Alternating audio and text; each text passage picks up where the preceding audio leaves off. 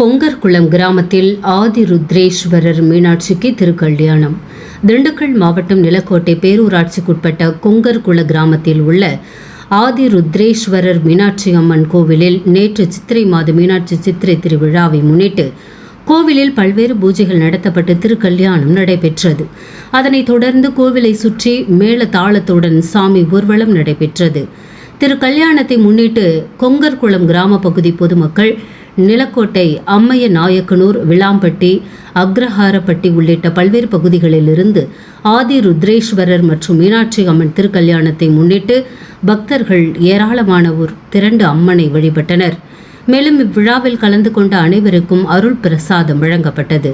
விழாவிற்கான ஏற்பாடுகளை கொங்கர்குள கிராம பொதுமக்கள் ஏற்பாடு செய்திருந்தனர். நியூஸ் 21 செய்திகளுக்காக நிலக்கோட்டை செய்தியாளர் ரமேஷ்.